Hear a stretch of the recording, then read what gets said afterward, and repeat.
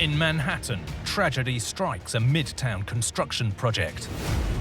And the top part of the crane came down like a hammer. Disaster in Pennsylvania as a raging inferno threatens a historic bridge.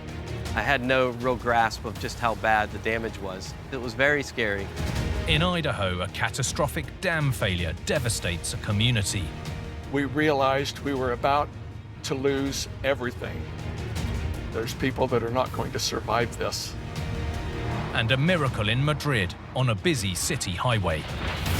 Tons of steel and concrete drop straight into the path of oncoming traffic.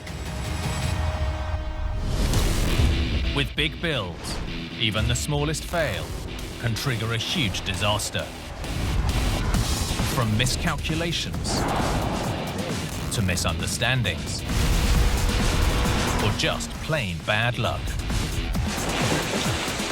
These catastrophes are every engineer's worst nightmare.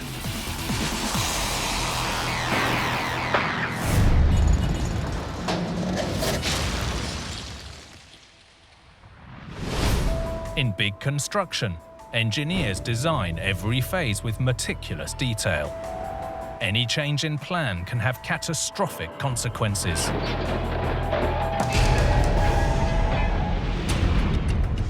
Like this story in Manhattan that struck a mammoth midtown construction project.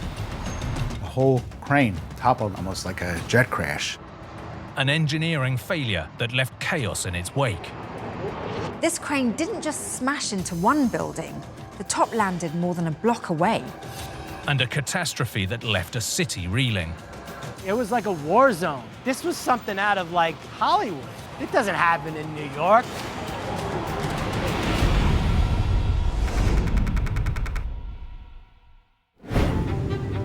Manhattan is famed for its towering skyline and the rigid order of the grid system down below. Josh Vogel is a city planner in New York. As Manhattan was exploding in the early 1800s, for rectangular blocks made it really easy for subway lines to run underground straight up the island, allowed for infrastructure, water, sewage.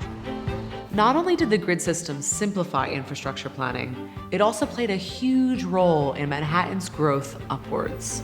The grid system made it really easy for developers to buy these lots and develop higher apartment buildings, and now today, super tall skyscrapers. In 2007, construction began on this 43-story residential building. With a final height approaching 150 meters, a tower crane was key to completing the project. John LeGreco owned a bar nearby. My building was a block away, and as I would walk to work, I would look at this tower crane. If you see this building, this tower crane went about at least 150 feet higher than that into the sky. And as the building grew taller, so would the crane. Some tower cranes have a clever trick up their sleeve that allows them to grow taller mid-project. They literally stretch themselves by adding new sections in a process called jumping. When jumping, a tower crane lifts a new section, then uses hydraulic rams to raise its top higher, before the new section is slotted into place and attached to the tower below. Next, the crane can be secured to the building using steel beams and supports called collars. Crane engineer Lawrence Shapiro explains. For a crane that climbs on the outside of a building, the collar surrounds the tower, and tie struts are attached to it to secure the tower to the building. The plan here was to have a collar at the 3rd and 9th floors, then every 9 stories until the building was complete, allowing the crane to jump several times. When a crane jumps, the top is essentially freestanding in need of lateral support. So after adding new sections, the pressure is on to quickly fit collars higher up the tower. It's probably the most vulnerable time for the tower crane. It has to be balanced. It needs to be done expertly and with a great amount of attention. By early spring of 2008, the structure and tower crane were growing ever taller. The tip top of it, which wasn't connected because nothing was built yet, was swaying in the air. And I would think, wow, if that thing was to fall from that height, it would do massive, massive damage to whatever it hits below. John had no idea that his worst fears were about to come true. Saturday, March the 15th, 2008, St. Patrick's Day weekend. The building was already 19 stories tall, and workers were preparing the crane for the next phase of construction. They were jumping the tower crane. They were raising it to a new height, adding tower sections, and installing a collar and ties into the building. At 2:30 p.m., witnesses heard a popping noise.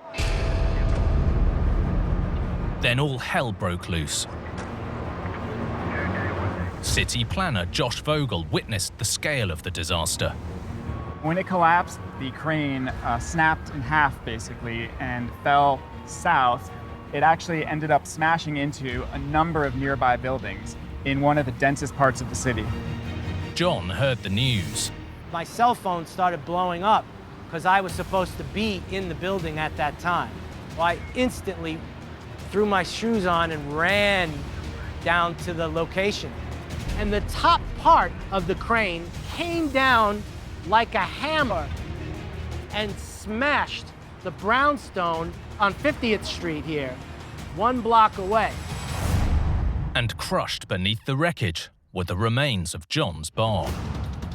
All I could see was a crane sticking out into the street where my bar used to be.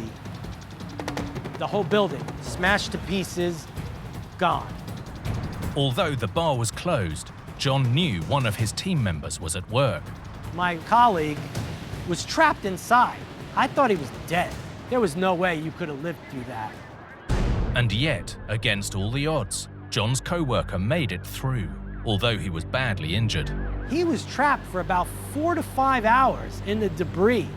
And when they found him and dug him out, it was a miracle. I can't even express how relieved I was. Thanks to the medics and all the great work they did, they saved his life. In all, more than 20 people were injured in the disaster. But despite first responders' best efforts, tragically, 7 people were killed. 6 workers on the job site died that day, and 1 civilian.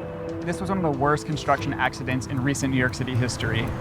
Had the bar been open, the death toll would have been even higher. This area that was thriving because of St. Patrick's Day went from like a happy environment to like a war zone, disaster scene. The tragedy left the community reeling.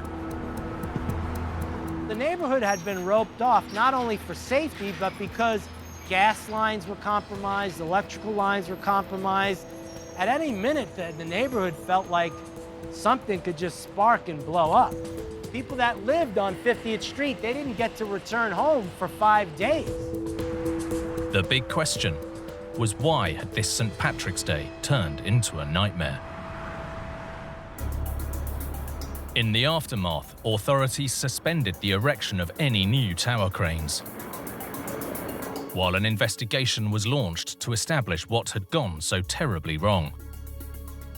Engineer and crane expert Lawrence Shapiro was on the team and rushed to the scene. We're in a big city, but this community of tower crane people is a small community. I heard people had died, and I knew that some of those people would be people I knew. So it was very personal for me. Investigators knew that the crane had recently jumped to increase its height.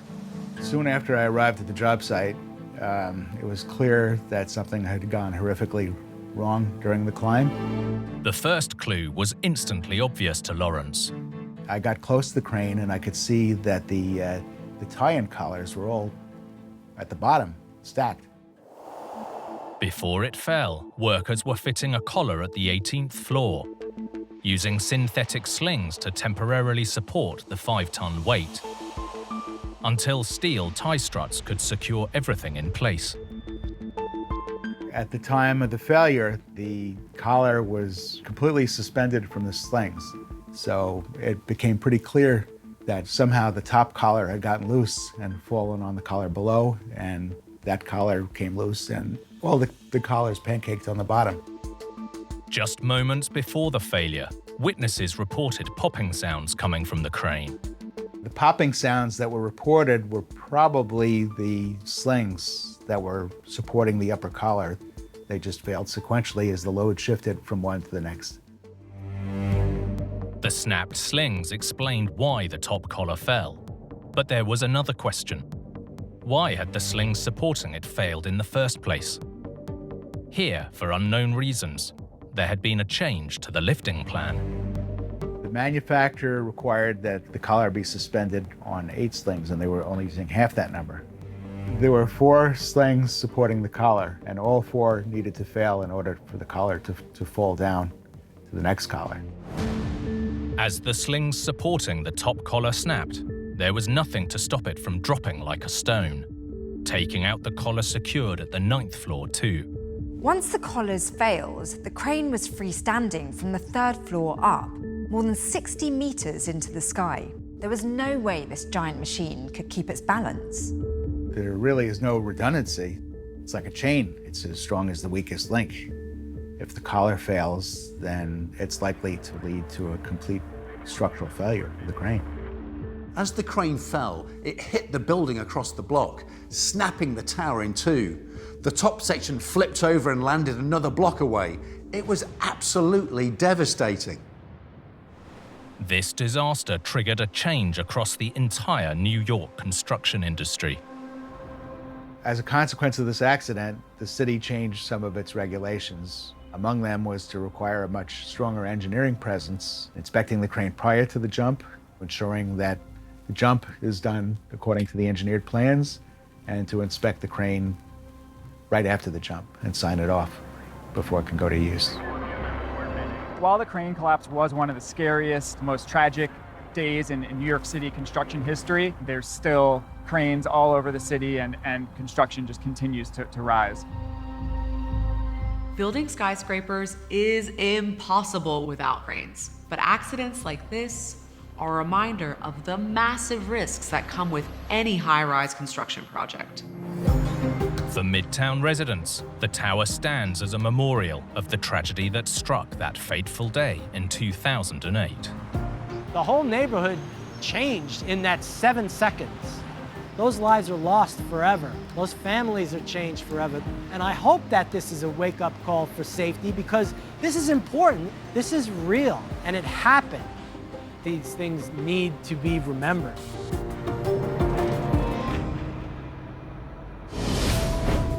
From construction to maintenance, in big engineering, attention to detail is key, because even a small oversight can lead to a huge disaster.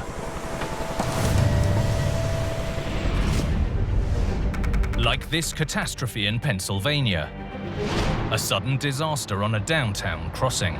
Smoke billowing from the bridge. You could see all the emergency personnel clear the bridge. A raging inferno on a vital route. I was in shock when I saw it. I was thinking, how is this bridge still standing? And a crucial roadway on the verge of collapse. Bridges don't tend to catch fire that often. We were probably about 15 minutes from potential loss of that structure.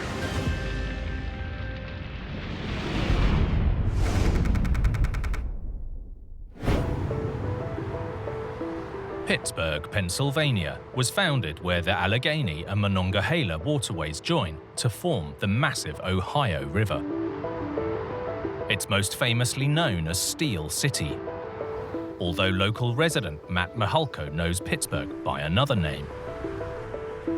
Anytime you need to go somewhere in Pittsburgh, you're crossing multiple bridges. So the city of bridges is what we are. In the city with hundreds of bridges, one of its most important is this. The more than 800-meter-long, 4-lane Liberty Bridge. Jason Zhang is an engineer with the Pennsylvania Department of Transportation.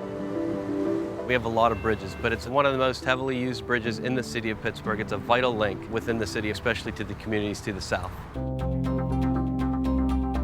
When planning the bridge in the 1920s, One primary concern was the need to maintain clear, safe shipping lanes, heading west along the Ohio River to the mighty Mississippi. So engineers opted for a cantilevered deck truss design. The way a cantilever bridge balances itself means the only support needed during construction is from the piers, with no additional supporting structures that would block the river.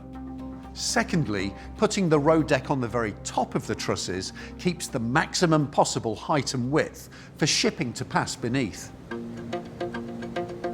When completed in 1928, the steel truss of the Liberty Bridge focused all of the weight of both structure and traffic down onto the concrete bridge piers. When it opened, the Liberty Bridge was the longest and most expensive crossing in the city. It caused quite a stir with an opening parade that was reported to be 8 kilometers long. The Liberty Bridge faithfully served Pittsburgh for nearly a century. But by 2014, it was struggling to meet the demands of modern traffic. It started to show the signs of where the bridge deck was leaking water, the concrete in the grid was deteriorating because of all that water. It was dripping down onto the steel below. The paint had started to fail. It had rust. The aging structure was in desperate need of an overhaul, and plans were laid for a massive $80 million multi-year renovation project. It was primarily to maintain the condition of the bridge, put a brand new bridge deck on there and basically repaint the bridge, just bring the condition of the bridge back to new. But this bridge is a vital link for over 50,000 vehicles a day, so it had to remain open during renovations. Kent Harries is a professor of structural engineering. The biggest cost in any bridge renovation is downtime, is closure time, because that's a cost to the traveling public. And so in this particular case, this is a bridge that, from any practical perspective, cannot be closed. We were maintaining 3 lanes of traffic and replacing 1 lane of the bridge deck at a time. We were planning on doing some weekend closures of the bridge and close the bridge at night and replace certain sections of the deck and get it back open in the morning, and that was the original plan. Even small lane closures really back traffic up. So the full operation of this bridge is essential for the city. But the plan to keep traffic moving was about to hit a roadblock.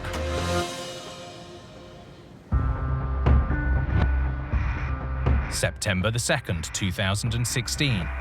3/4 of the decking had been replaced and work was underway on the final lane. Matt Mahalko was working in a nearby skyscraper when he noticed something was clearly wrong on the bridge. I was on the top floor of the building, and it was shocking to see how high the smoke was reaching. It was almost at eye level, 55 floors up. You know, that's when I knew there was a pretty serious problem happening on the bridge. From his bird's eye view, Matt started filming and soon realized that where there's smoke, there's fire. It quickly became evident that the bridge was on fire. As the blaze took hold, firefighters rushed to the scene. PennDOT engineer Jason Zhang was on vacation as images of the disaster appeared on his phone. I just couldn't believe it. I mean, because I had been involved with this bridge project for years and years and years, so it was just kind of surreal. Battling temperatures in excess of 600 degrees, firefighters managed to extinguish the blaze in under 30 minutes. But the danger wasn't over yet. When it reaches more than 500 degrees Celsius, steel can rapidly lose strength. Although it won't melt, losing strength is a serious problem for a bridge. It was very scary. I was very nervous. I had no real grasp of just how bad the damage was. For the moment, the bridge held firm. Once the fire was put out, the news started to spread how serious the situation was. While no one was hurt, the blaze was so intense that it had damaged a 90-year-old steel girder. The Liberty Bridge was immediately shut down.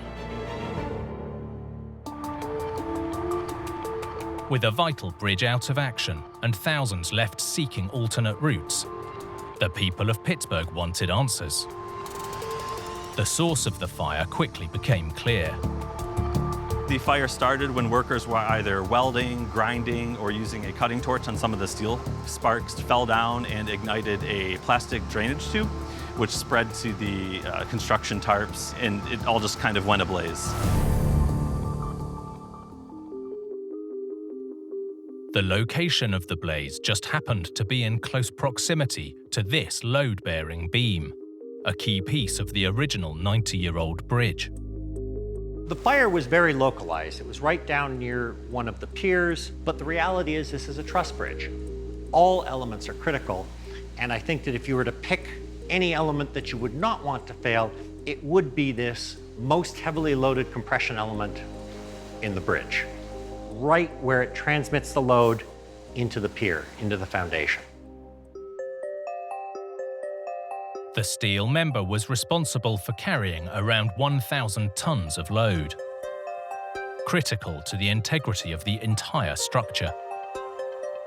I was in shock when I saw it, and I've been doing bridges for many years and saw a lot of crazy things happen, and I was frankly I was kind of staring at it thinking, how is this bridge still standing?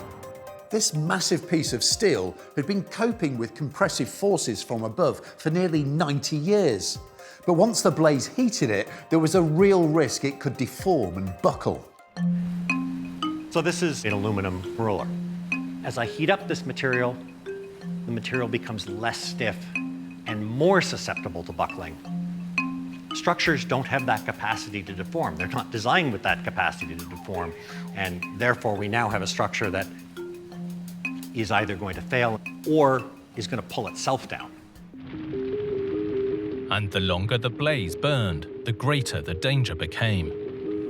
So we have the bridge, and we are going to have a little accidental fire, and we're going to see what happens. There we go. Don't try this at home. All right. The steel is starting to lose stiffness, is starting to lose strength. There, I think it's going. I think it's moving very slowly, which is what, there we go.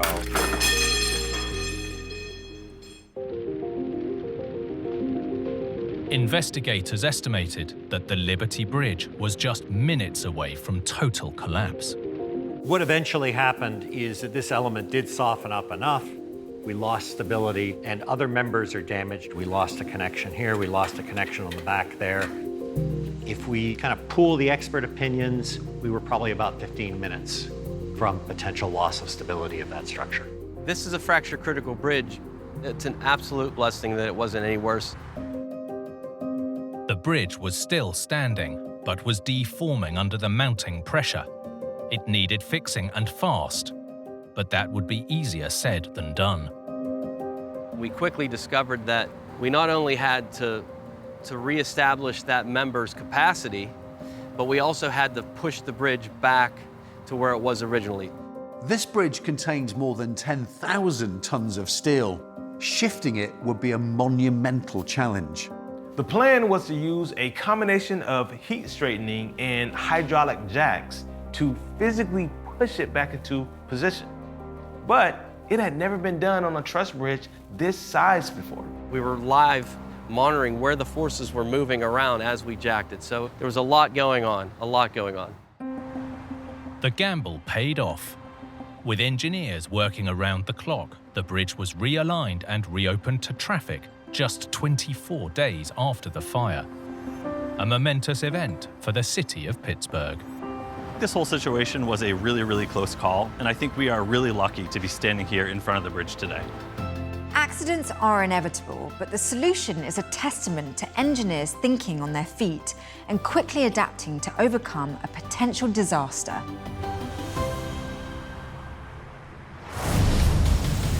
In big engineering, where you build is just as important as what you're building. Get either wrong, and the results can be catastrophic. Like this story in Idaho, failure on a mammoth scale that changed the landscape forever. It was surreal. There are no roads. There's nothing to indicate where we even were. As billions of liters of water left unimaginable destruction in their wake, It would cause barns and homes just to explode. It took the railroad tracks and it curled them in like a ribbon. Triggering a race against time to rescue survivors. We realized we were about to lose everything. There's people that are not going to survive this.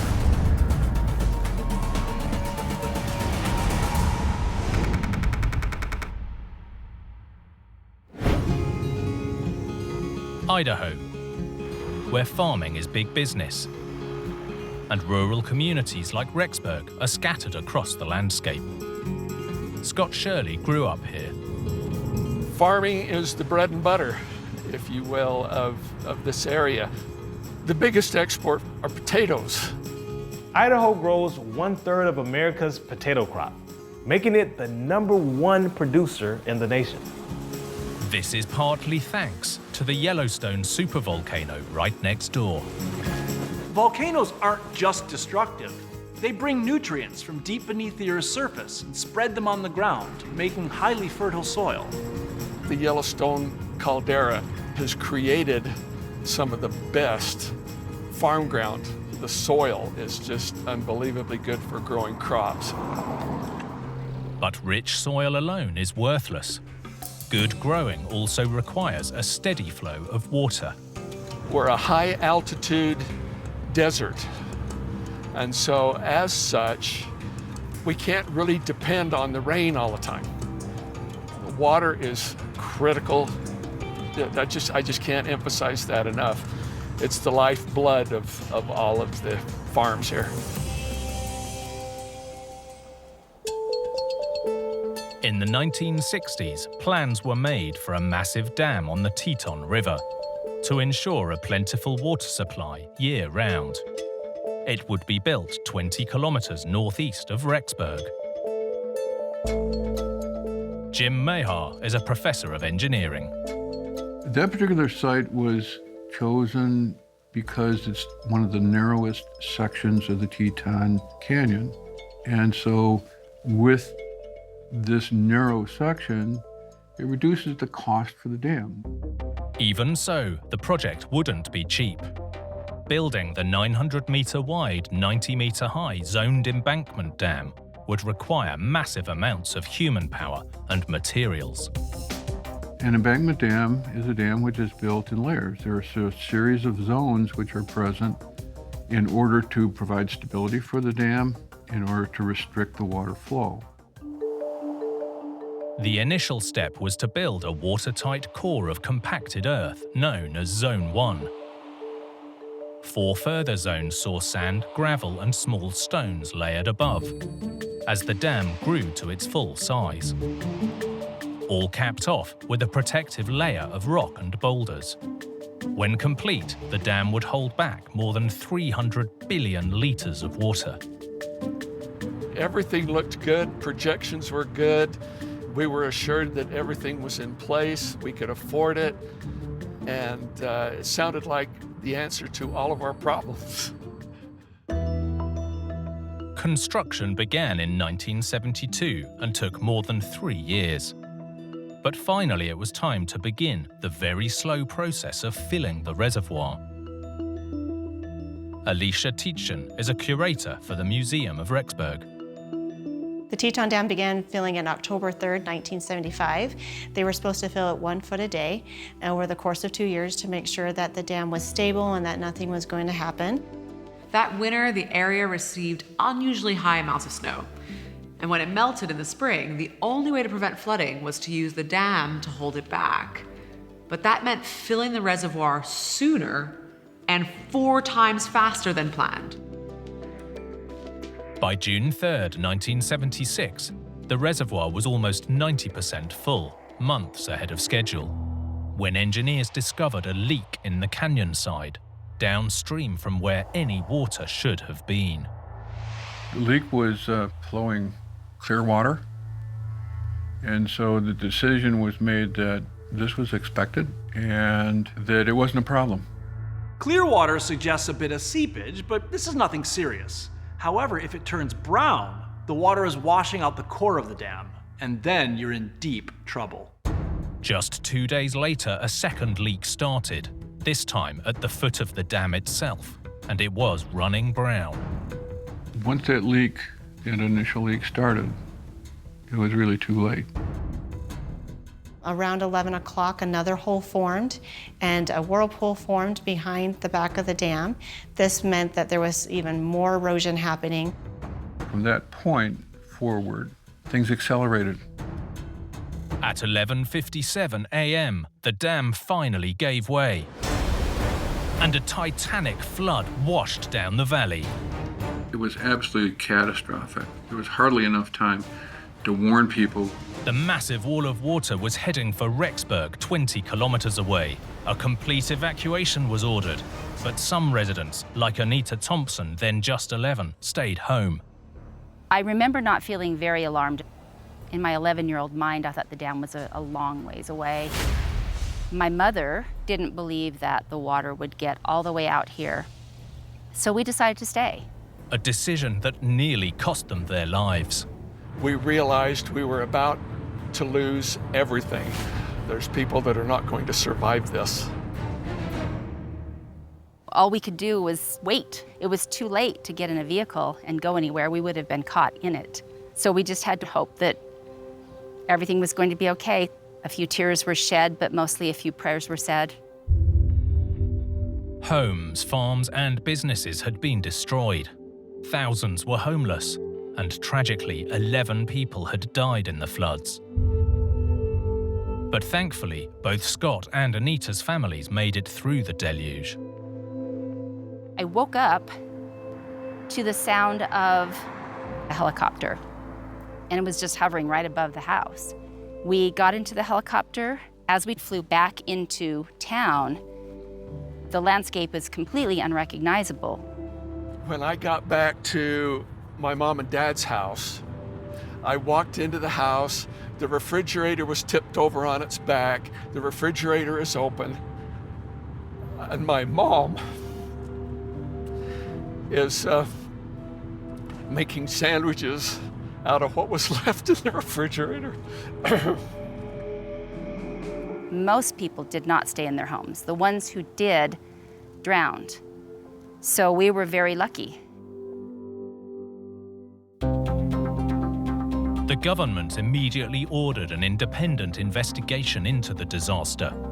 The obvious question: why did a dam that had never been fully filled fail so completely? Key evidence had been washed away in the deluge, but based on where the leaks started, the obvious suspect was the porous volcanic ground on which the dam had been built. Professor of Engineering Jim Mahar explains. The real risk was the geologic setting. Putting the dam in that particular location, in those rock formations with the types of materials that were available to construct the dam, it's a high-risk situation. The canyon walls and floor are 2-million-year-old volcanic rock, full of holes and cracks. Not ideal for a dam that's supposed to hold back water. This natural weakness was well known to engineers, who came up with a simple solution to hold back the enormous pressure of water from the reservoir. The plan was to pump massive amounts of cement grout into the rock, effectively creating an impenetrable underground barrier to stop the water from flowing beneath the dam. Trouble is, the ground here was completely riddled with cracks and holes. Engineers knew the grout alone wouldn't be enough, so they dug a 20-meter deep trench and filled it with earth and concrete, creating a so-called cut-off wall that would prevent any water from passing beneath. Want to close as many openings as possible. With the cutoff that they had proposed and the extensive amount of grouting, they felt that this was sufficient in order to cut off the water flow. And yet, under massive pressure from the reservoir, water still penetrated the cutoff and the grout, and had started to erode the dam from the inside. Another problem made things worse. The supposedly watertight Zone 1 of the embankment wasn't watertight, another result of the area's volcanic origins. This was the material which was used in order to build Zone 1 for the dam. It's basically dust. And because it lacks any cohesion, once water hits it, it flows. There's nothing holding it together. Here, before the dam was even full, the cracked ground and internal weakness combined, with deadly results.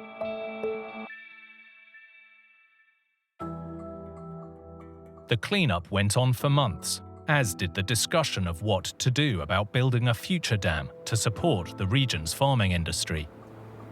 In the end, the complex geology was deemed too challenging, and no plans were made to build another at this site. It's a bad location. It hasn't proven itself as a track winner, and it would be much like trying to make a silk purse out of a sow's ear. The towering remains of the dam still stand as a reminder of the inherent dangers in massive engineering. This disaster triggered major changes in dam safety, requiring inspections for internal faults or physical deterioration, in the hope that a tragedy like this can be avoided in the future. The disaster also changed the people of Rexburg forever. But despite being knocked down, they got right back up. Ever since the flood happened, time is measured on before the flood and after the flood. That's how my life goes. It had more of an impact on people. It brought them closer together. It was not a dividing thing by any means. We were all in the same boat.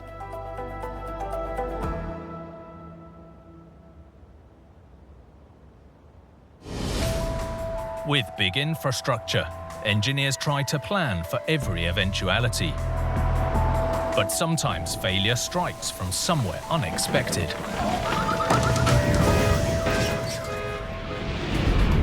Like this disaster in Spain, which struck in the nation's bustling capital. Tons of steel and concrete dropped straight into the path of oncoming traffic. Was this a problem of design, or were there hidden forces at play? The impression is that something was very wrong in this. A city left wondering if worse was yet to come. Este tipo de noticias te hacen replantearte la seguridad de todas las infraestructuras de la ciudad.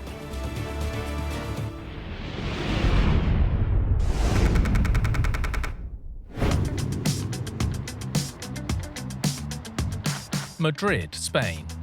This bustling city is the beating heart of the nation.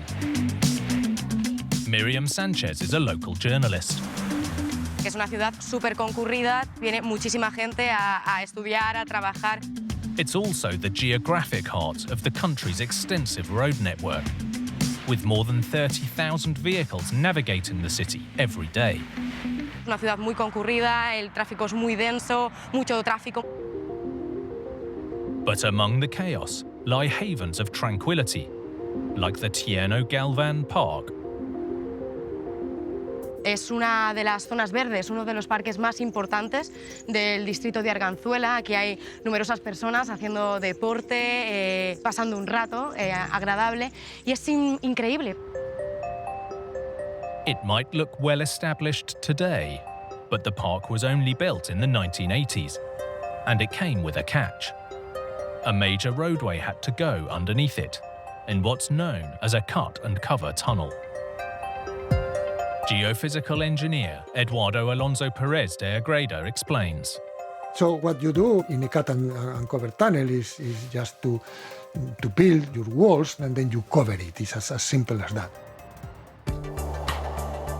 The tunnel was dug from the top down, creating a 200-meter-long trench. Next, the sides were reinforced and covered with a concrete roof, all topped off with earth to create the park above. Cut and cover tunnelling has been used for thousands of years. It's simple and low cost, requiring no advanced techniques. That's why it's still used today. By 1986, engineers had successfully completed both the tunnel and park. Yo creo que no lo pensamos cuando estamos aquí, pero es increíble pensar cómo debajo de nosotros, debajo de nuestros pies, hay túneles. For 3 decades, visitors enjoyed the tranquility of the park, blissfully unaware of the traffic passing beneath their feet. until disaster struck in 2021. August the 5th, Madrid's streets were busy with summer traffic. Miriam Sanchez was in the newsroom when social media lit up. Just as a car exited the tunnel, a concrete beam crashed to the ground. Cuando vi el vídeo, mi reacción fue asustarme, sobre todo por esa persona que estaba conduciendo en ese momento y lo que podría haber supuesto eso. Authorities quickly shut down the road.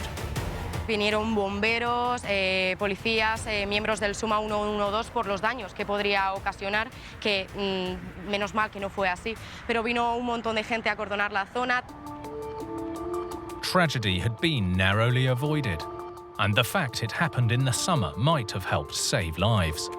El mes de agosto es el mes en el que todo el mundo se va de vacaciones y mucha gente sale de Madrid.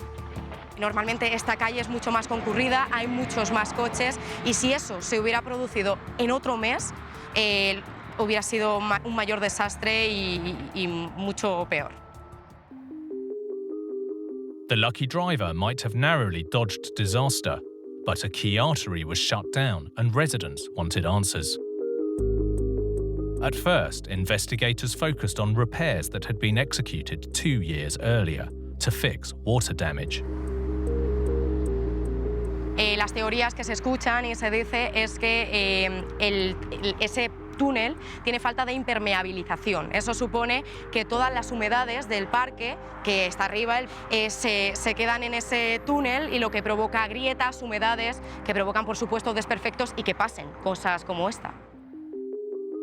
And yet, investigators concluded the repairs had been successful and weren't connected to the collapse. In fact, the damage was isolated to the outside of the tunnel. Examining the aftermath, it seems the failure was limited just to the concrete beam above the tunnel's entrance.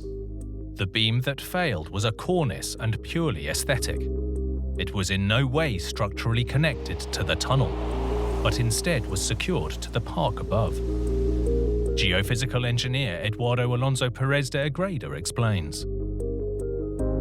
So this is a simple beam that was supported on the two ends, which were just some stabilized slopes, and then they supported this beam on both sides. Investigators looked to the park for answers and found them in the roots of the trees above the tunnel. Most of us will have seen roads, pavements or sidewalks that have been damaged by tree roots. They're powerful enough to move earth, concrete and even steel. It seems the roots had shifted the soil supporting the cornice. If the slope around the tunnel exit shifted, it would both remove support for the cornice and add unanticipated weight on top of it. The result would be a catastrophic collapse. In the case of a cornice, the standard case of failure not very much related to the tunnel itself. 3 days later, the rubble was cleared, and the tunnel, structurally as safe as ever, reopened to the relief of commuters. For those who live nearby, the power of nature has never been clearer. Es muy sorprendente que la naturaleza cause este tipo de desastres, que sean los árboles, las plantas que nos gustan tanto y tan bonitos son los que provocan este tipo de desperfectos. To avoid a repeat of the disaster, a new cornice was installed on more robust foundations, and small shrubs with non-invasive roots have been planted to help stabilize the slopes beside the tunnel's mouth. Authorities will also now monitor the ground above for any evidence of shifting soils caused by the park's trees. The good news is that they've detected no more signs of movement in the earth above, but they're still keeping a close eye on things.